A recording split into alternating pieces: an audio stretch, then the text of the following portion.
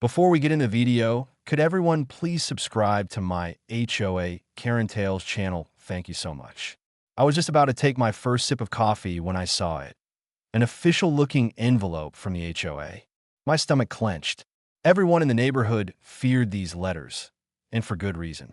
The Homeowners Association, led by none other than Karen, had a reputation for nitpicking the smallest infractions and turning them into major violations. With a sigh, I tore the envelope open and scanned the contents. My jaw tightened. A $500 fine for what? My eyes darted to the explanation. Apparently, my driveway had a non-regulation color variance. I read the line again just to make sure I wasn't hallucinating. The concrete was gray, just like every other driveway in the neighborhood, but according to Karen, it wasn't the right shade of gray. I stood there for a moment, gripping the letter and feeling my blood pressure spike. This wasn't about a driveway. This was about control. Karen had been itching to go after me for months. I had the audacity to disagree with her about the new HOA regulations last year. And since then, she had been waiting for an opportunity to make my life miserable. Now she had found one. I looked out the window of my driveway. It was freshly sealed, smooth, and in perfect condition, but because it wasn't an exact match to whatever arbitrary sample Karen had decided was regulation, I was being fined $500. That wasn't pocket change. That was a month's worth of groceries. That was a weekend getaway. That was money I'd rather burn in front of her house than hand over for something this ridiculous. I wasn't the first victim of Karen's nonsense. She had terrorized the neighborhood for years. The Johnsons had been fined last summer because their grass was too tall, even though they'd been out of town for a funeral. Mr. Thompson, a retired veteran, had been forced to take down the basketball hoop he had put up for his grandkids because it wasn't aesthetically pleasing. And just last month, she had issued a citation to the Millers because their curtains were a shade of blue that she found disruptive to the neighborhood's uniformity. It was insanity. Every single fine and citation was a power move, a way for Karen to exert her dominance over everyone who lived here. Most people tried to complain while they paid their fines, grumbled under their breath, and did their best to stay under Karen's radar. Complaints had been lodged before, but they always hit a dead end. Karen wasn't just on the HOA board, she was the HOA. She had strategically surrounded herself with weak-willed members who nodded along to whatever she said. She had rewritten rules to consolidate her power. No one could oppose her, as she thrived on that. I took a deep breath and sat down at my kitchen table, the fine notice still in my hand. I could just pay it and move on, pretend like this was just an unfortunate inconvenience. But that thought made my stomach turn. If I gave in now, I would be opening the door for more fines, more nonsense, more arbitrary rules designed to keep me under Karen's thumb. It was the driveway. Tomorrow would be the color of my mailbox or the shape of my flower bed. It was a slippery slope, and I wasn't about to start sliding. There was only one thing to do. I had to fight it. The next HOA meeting was in 2 days. I would go there, present my case, and make them see reason. Surely even Karen's hand-picked lackeys would understand how absurd this fine was. I spent the rest of the evening preparing.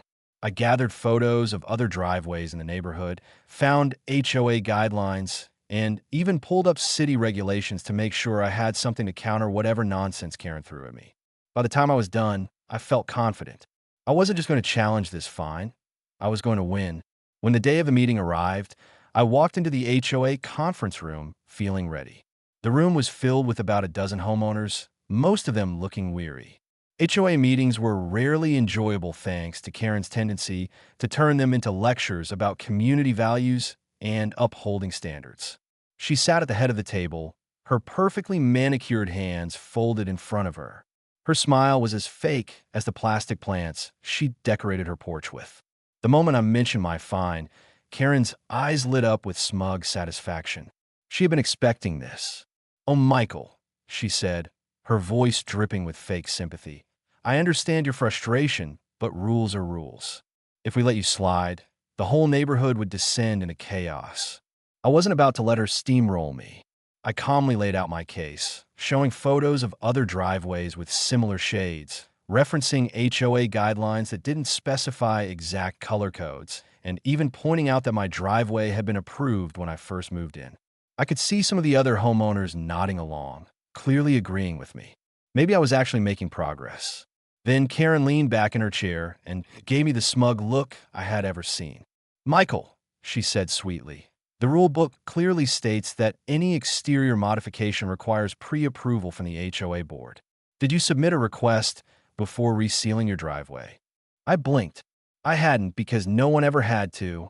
People resealed their driveways all the time. It was routine maintenance.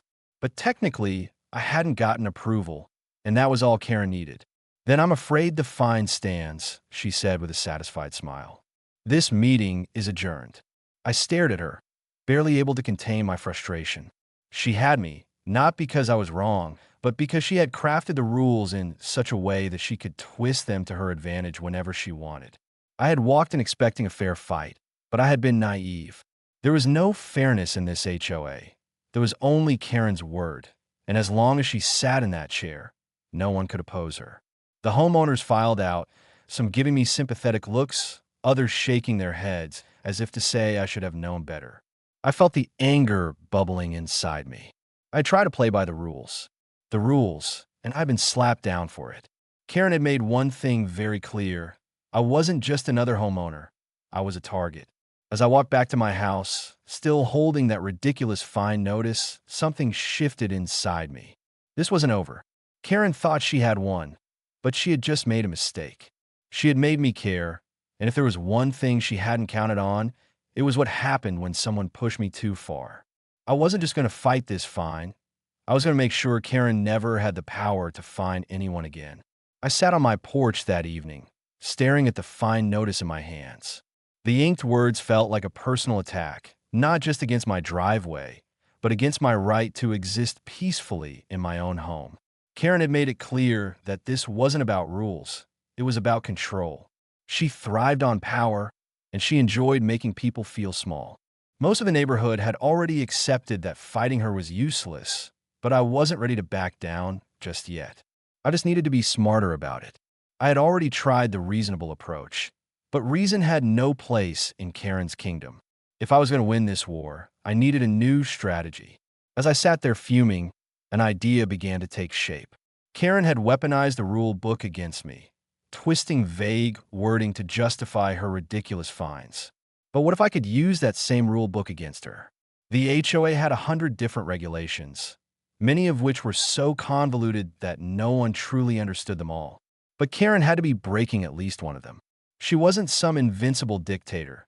She was just a woman with too much free time and a superiority complex. If I could find even the slightest crack in her armor, I could exploit it the same way she had exploited the rules against me. The next day, I did something I never thought I'd do. I read through the entire HOA handbook. Every page, every clause, every subclause. It was a monstrosity of legal jargon, full of regulations that seemed designed to suck the joy out of home ownership. There were rules about the height of fences, the type of flowers that could be planted, and even an obscure clause about holiday decorations. But then I found something interesting. There was a section about non-approved structures, which required homeowners to get explicit board approval for any additions or modifications to their property. And that's when I remembered something. Karen's backyard had a pergola, a big fancy pergola with decorative lights and hanging plants. As far as I knew, she had never sought approval for it.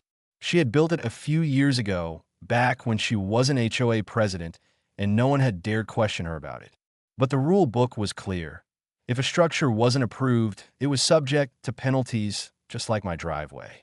The realization sent a thrill through me.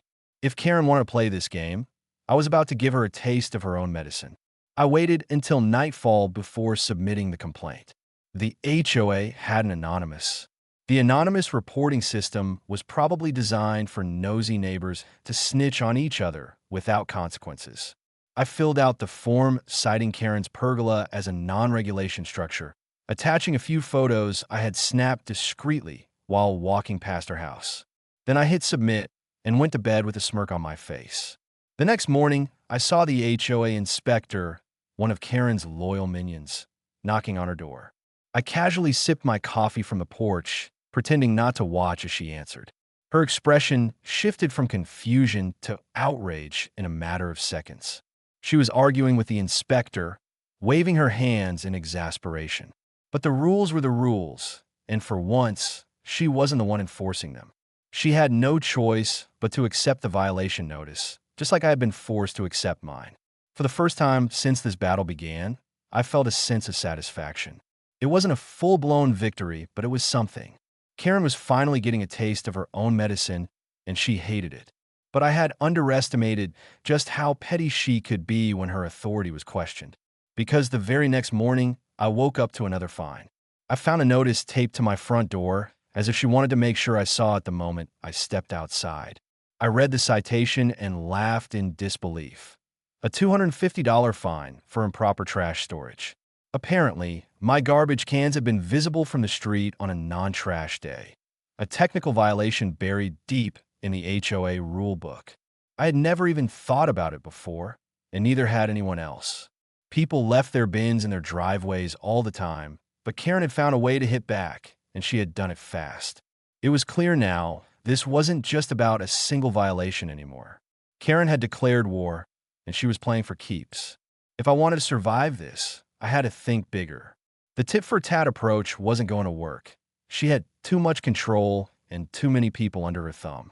I could find 100 violations against her, but at the end of the day, she was still in charge of the board. She would find ways to retaliate, and she would never stop. I needed to change the game entirely. That's when I started considering the impossible, the one move that would end this battle permanently. At first, it was just a joke, something my friend Jake said when I told him about the new fine. Dude, just buy the HOA and fire her. We both laughed, but the idea stuck in my mind like a splinter. What if I actually could? What if I could take control of the HOA and turn the tables completely?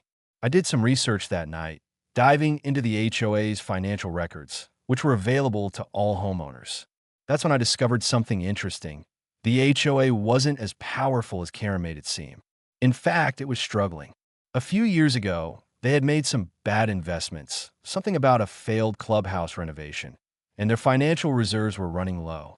If someone had the resources and enough homeowner support, they could take control. Technically, buy out the management contract and take control of the entire association. The thought made my pulse quicken. It wasn't just a fantasy, it was actually possible. And if I could pull it off, I wouldn't just get rid of my fines. I would get rid of Karen for good. But it wouldn't be easy. I needed support. I needed enough homeowners on my side to force a change in leadership. That meant convincing my neighbors that this wasn't just my fight.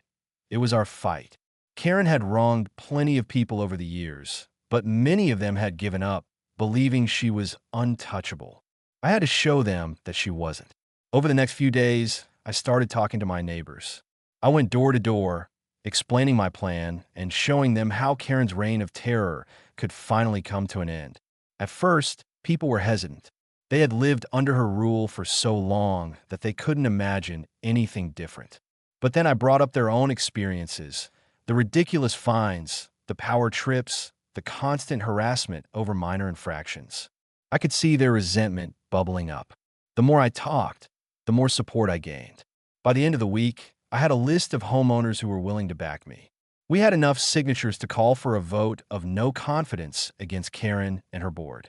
If we won, we could strip them of their power and take control of the HOA ourselves.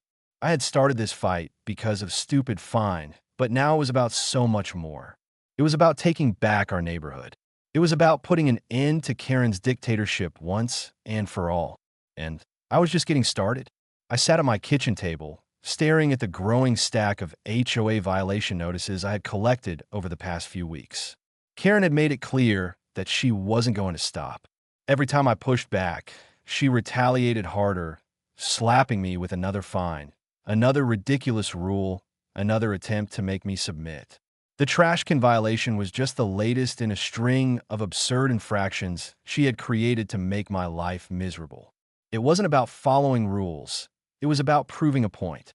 She wanted me to know that I couldn't win, that she held all the power, and that no matter how much I fought, she would always have the last word. But she was wrong. I had already seen the cracks in her empire. The HOA wasn't as strong as she made it seem. Their financial situation was worse than most homeowners realized, and if they lost any more money, they wouldn't be able to sustain themselves. The problem was that Karen had spent years convincing the neighborhood that they had no choice but to accept her authority. She controlled the board, controlled the votes, and controlled the fear that kept people from standing up against her. If I want to take her down, I needed more than just a few angry neighbors. I needed a real plan. That night, I stayed up late researching how HOAs work. I read every article, every forum post, and every legal document I could find about HOA takeovers. The more I learned, the more I became confident. It wasn't easy, but it was possible. If I could rally enough homeowners to my side, we could vote to remove Karen and her board. And if the HOA was struggling financially, I might even be able to buy out the management contract and take full control. The idea sounded insane, but the more I thought about it, the more it made sense. Karen had been running the HOA like her personal kingdom for too long. If we wanted change, we couldn't just fight her rules. We had to take away her throne. The next morning, I started making calls. I reached out to neighbors who had been victims of Karen's absurd fines. People who had grumbled about her behind closed doors, but had never dared to challenge her openly. Some of them were hesitant, afraid of what she might do if she found out they were working against her, but others were ready. They had been waiting for someone to take the first step, and once they realized I was serious, they were more than willing to help. I went door to door, talking to every homeowner I could. I listened to their stories, their frustrations, their anger. Some had been fined for minor things like mailbox decorations or garden gnomes. Others had been forced to repaint their houses because Karen didn't like the color. One family had even been fined for leaving their holiday lights up 3 days past the HOA deadline. The more people I talked to, the clearer it became that Karen wasn't just disliked. She was despised.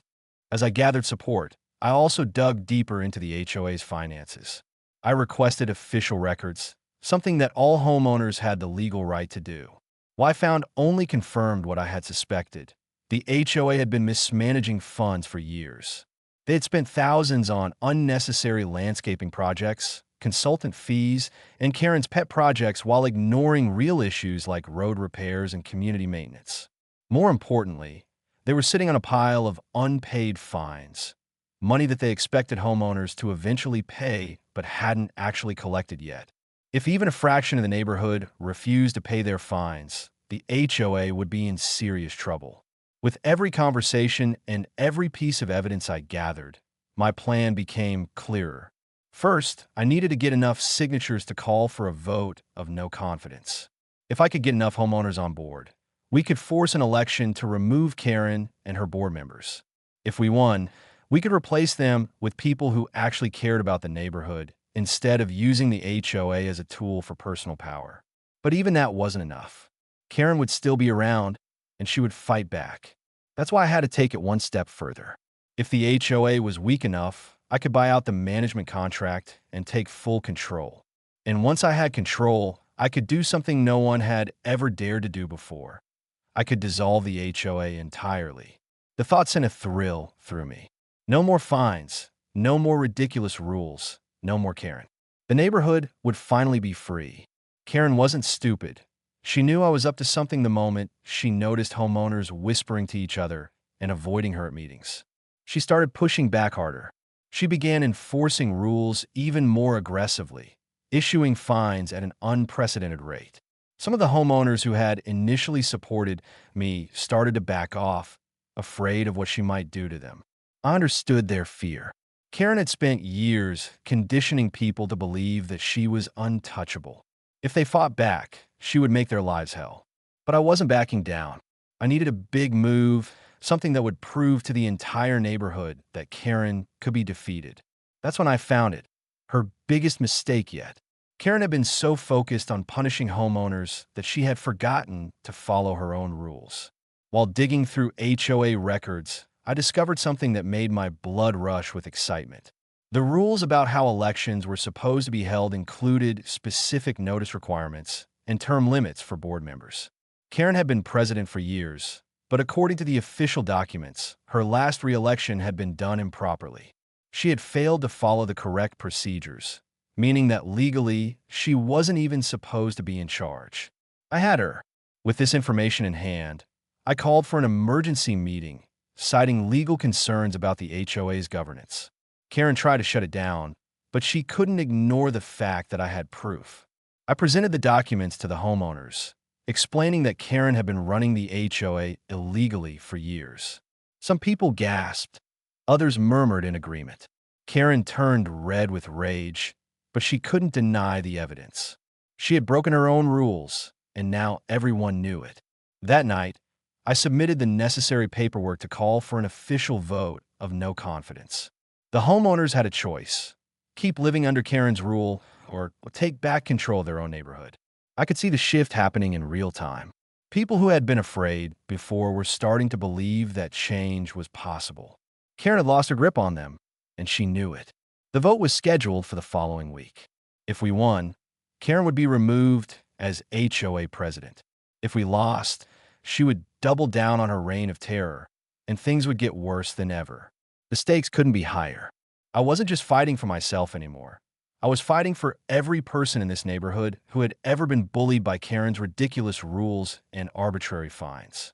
I was fighting for the Johnsons, the Thompsons, the Millers, and every other family that had been targeted by her nonsense. Karen thought she was untouchable. She thought she could find me into submission like she had done with everyone else, but she had underestimated me. This wasn't just about my driveway anymore. This was war, and I was going to win. The night before the vote, I barely slept. Every scenario played through my head, from complete victory to total disaster. If we won, Karen would be removed from power, and the neighborhood would finally be free from her tyranny. But if we lost, she would unleash hell on everyone who had dared to challenge her. The fines, the harassment, the endless stream of ridiculous rules.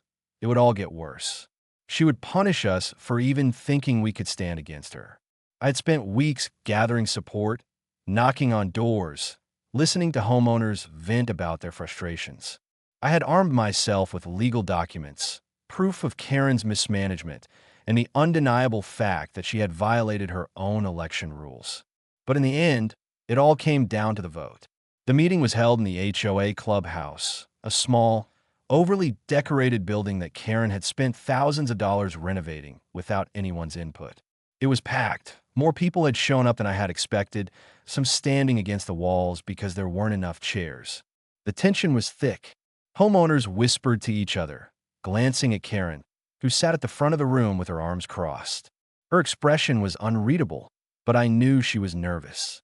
She had always ruled through fear, but tonight she was outnumbered. I stepped forward to address the room. I kept my voice steady and controlled. I wasn't just speaking for myself. I was speaking for everyone who had been bullied by Karen's ridiculous fines and arbitrary rules. I laid out the facts, presenting the documents that proved she had violated election rules, showing the financial mismanagement that had left the HOA nearly bankrupt. I reminded people of the fines they had paid, the stress they had endured, and the absurd restrictions they had been forced to live under.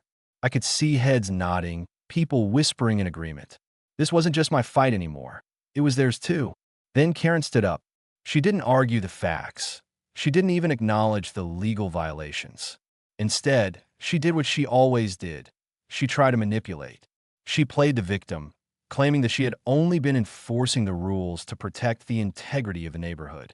She warned that without her leadership, the community would fall into chaos, that people would paint their houses garish colors, leave junk cars in their driveways, and turn the place into an unsightly mess. It was the same scare tactic she had always used, the same argument she had relied on to keep people in line. But this time it didn't work. The homeowners had been under her thumb for too long, and now that they had a chance to break free, they weren't buying into her fear-mongering. A man in the back, someone who had been fined for putting up a small shed in his backyard, shouted that he was tired of living in fear of fines over nonsense. Another woman called out that Karen had forced her to remove a flower bed because it wasn't approved. The room erupted. People who had been silent for years were finally speaking up. Karen's control was slipping right in front of her eyes, and there was nothing she could do to stop it. It was held by secret ballot, and the results were counted in front of everyone. When the final numbers were announced, The room fell silent for a moment. Then a cheer erupted.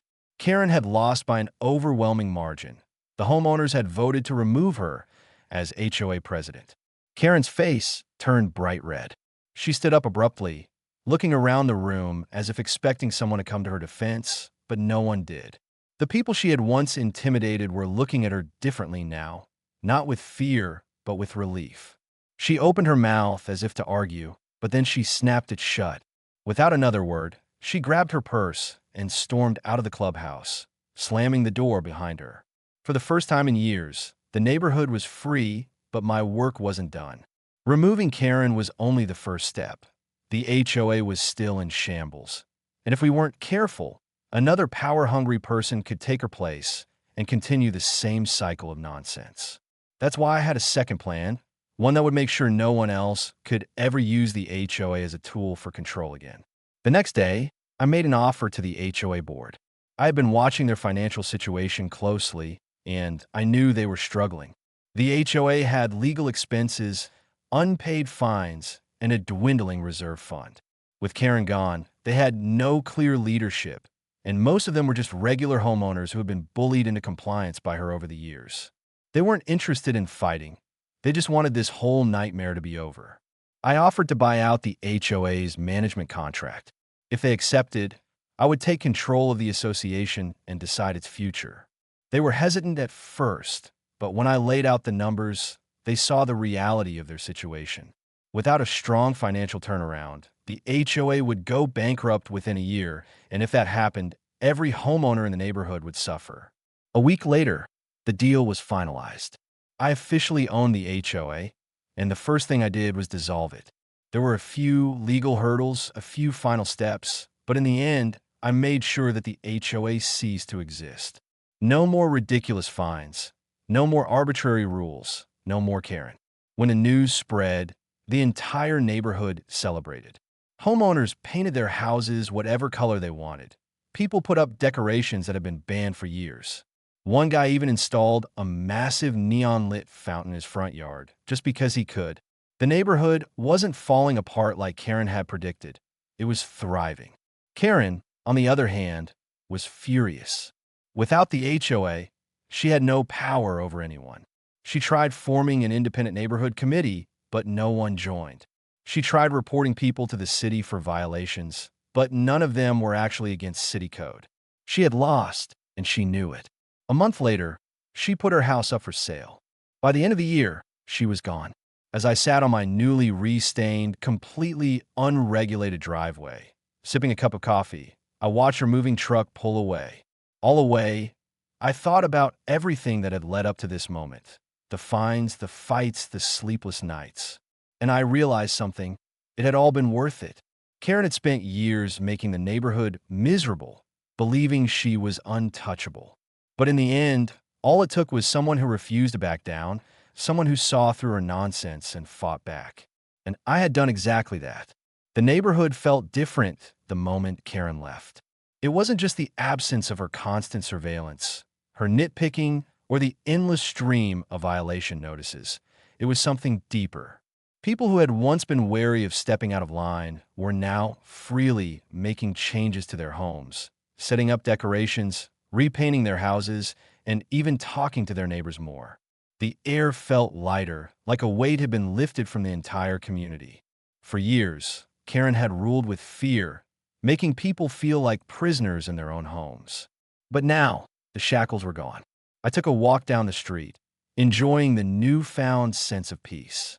The Johnsons had finally installed the porch swing they had always wanted, something Karen had previously denied for being too rustic. The Millers put up a wooden fence around their backyard for privacy, no longer worried about getting a citation for an unauthorized barrier. Kids were playing basketball in driveways, something that had been strictly forbidden under Karen's rule. The neighborhood was finally alive again. Some people were still adjusting. A few homeowners had spent so many years living in fear of HOA rules that they weren't sure what to do with their newfound freedom. One elderly couple stopped me on my walk and hesitantly asked if it was really okay to plant a new flower bed in their front yard without approval. I laughed and reassured them that they could do whatever they wanted. There was no more HOA, no more Karen, and no more absurd restrictions. They smiled, looking relieved, as if they had just been given permission to enjoy their own home for the first time in years. Not everyone was happy about the change. A small handful of homeowners, the ones who had been Karen's biggest supporters, muttered about how the neighborhood would fall apart without rules. One man, a former board member who had always sided with Karen, insisted that without strict regulations, the community's property values would plummet.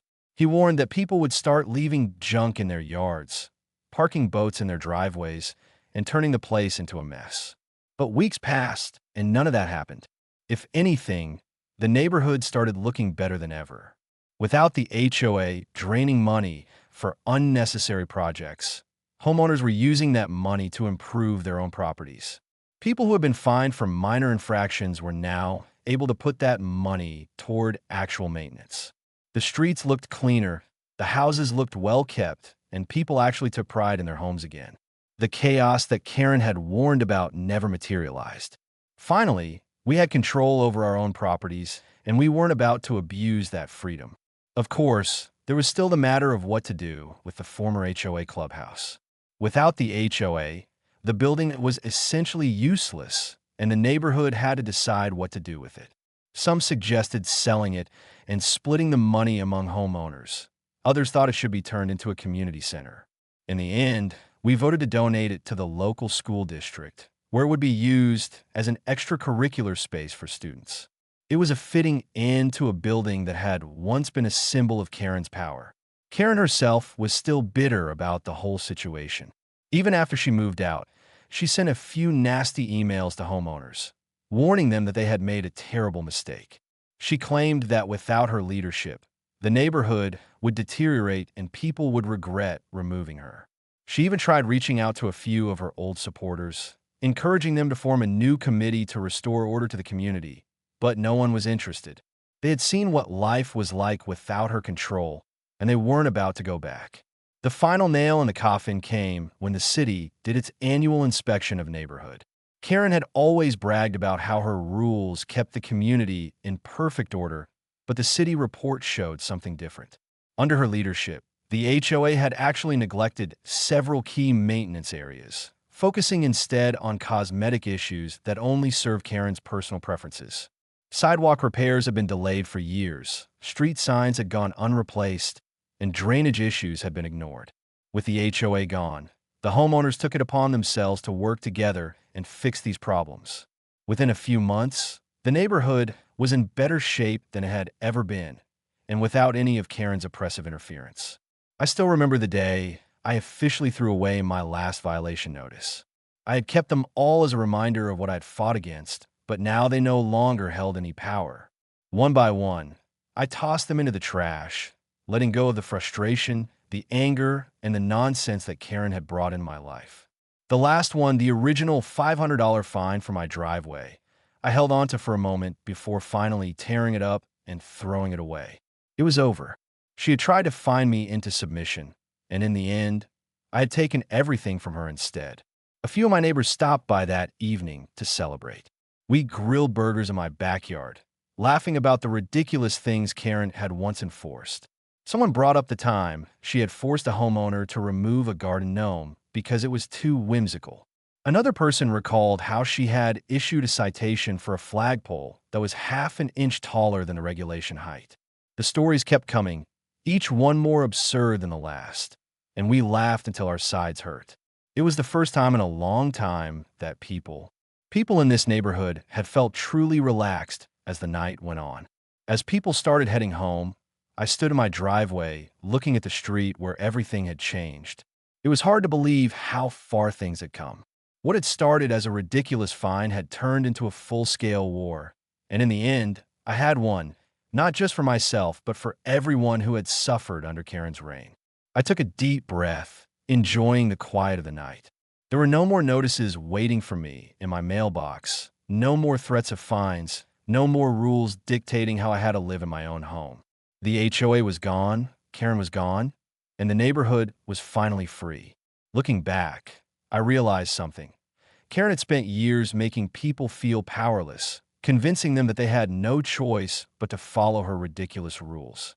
But all it had taken to bring her down was someone who refused to be intimidated, someone who was willing to push back, to challenge the system, and to remind everyone else that they had the power to change things. As I stood there in the warm night air, I knew that this was the ending Karen never saw coming. She had tried to ruin my life over a driveway, but in the end, she was the one who lost everything, and I had never felt more victorious.